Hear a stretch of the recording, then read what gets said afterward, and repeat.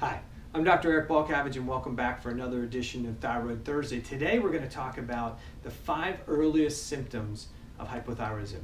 Now I want to make sure that you understand we're not talking about when the gland goes bad, because if you've watched any number of these videos, I talk about tissue or cellular hypothyroidism being the beginning of a thyroid process. You develop symptoms of hypothyroidism.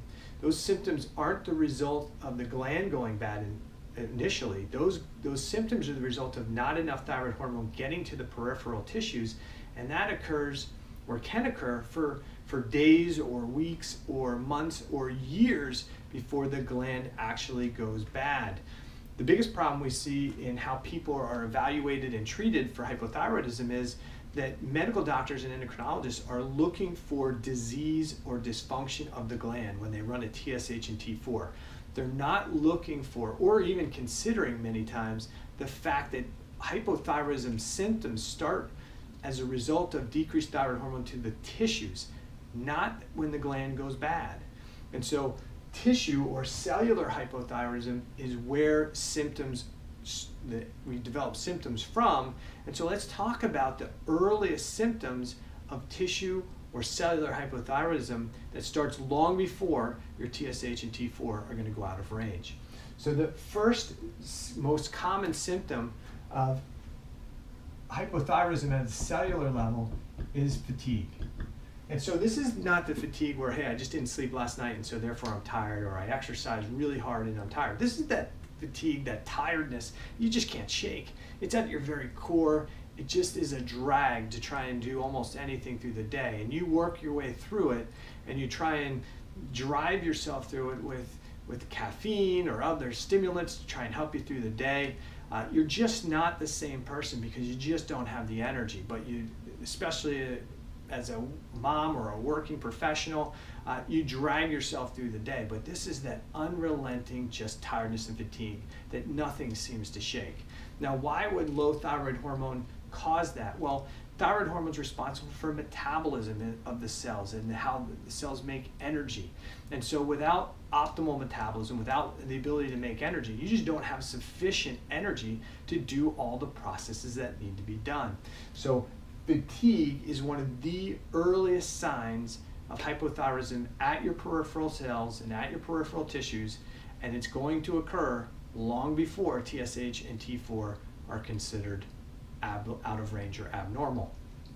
The next is weight gain. So this is weight gain that really you don't have a great answer for why it's occurring. Your diet hasn't changed too much, your exercise routine hasn't changed too much, nothing's really changed too much, and yet you seem to be putting on weight. Maybe a little bit puffy, maybe feel like you're retaining fluids, and this is a very early sign or indicator that you're having hypothyroidism in your peripheral tissues. And again, this can occur long before the TSH and T4 go out of range, long before the gland becomes diseased and dysfunctional. The gland can make plenty of T4, but if it can't get into the peripheral cells and be converted into T3 and bind to the receptors, you're going to have these symptoms. So weight gain is going to be that second most common symptom of tissue or cellular hypothyroidism. The third is decreased circulation. So if you have this sense of being cold when you shouldn't be, I think today it's probably 97, 98 degrees at my house, but you may be in that same environment. You may be in those environments where you're just cold all the time. Your hands are cold, your feet are cold. Decreased circulation is a common, very common symptom of tissue or cellular hypothyroidism. And so this is one of those issues where you just can't get good blood flow to the extremities, to the tissues. And not only are you going to potentially have cold extremities, but you may also see it as dry skin and thinning hair.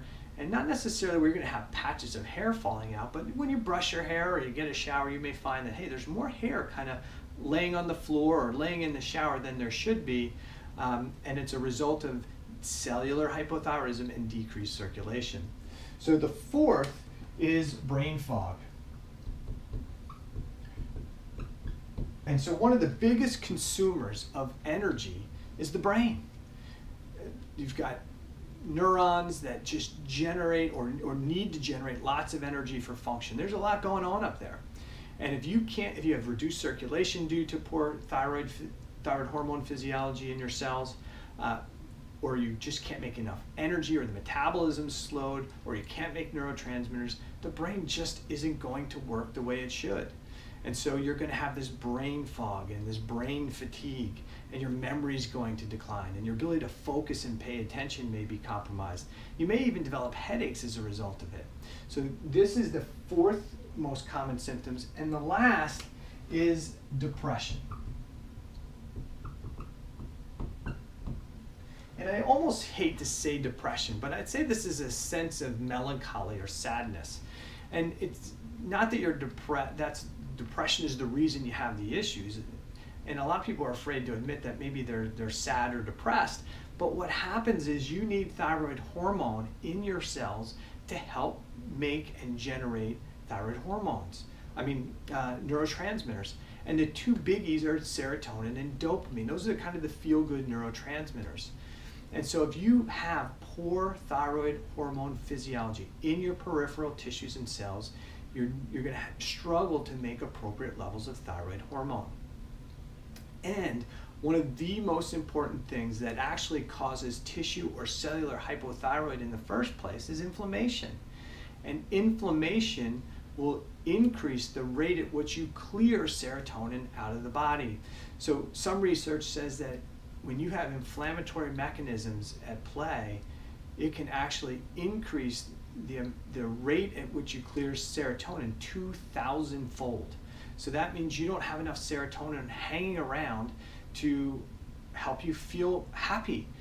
So you can be sad, you can feel the sense of depression or just blah as a result of the inflammatory mechanisms that are driving your tissue hypothyroidism are also causing you to deplete serotonin and making you sad or blue. Not only can it cause those symptoms, but it can also impact sleep because serotonin is used to make melatonin, which is one of the neurotransmitters that helps with sleep cycles. So these are the 5 early signs of tissue or cellular hypothyroidism, which occurs days, weeks, months, or years before the thyroid gland starts to become diseased or damaged, long before the TSH and T4 values will go out of range. So if you have these symptoms, you might as well start looking for a functional medical practitioner like myself to start addressing these things, because you need more than a TSH and T4 to evaluate these.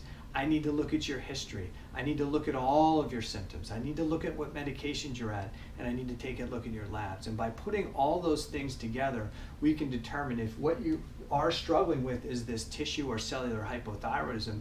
And more importantly, we can start to get an idea of why you have it in the first place, and then how do we go about fixing it or correcting it. So if you have some interest, if you have these symptoms, you've been told you don't have a thyroid problem because your TSH and T4 values are normal, if you have an interest in getting some help with this, there's 2 options. You can call my office directly at 610-558-8920 and ask to schedule a thyroid appointment.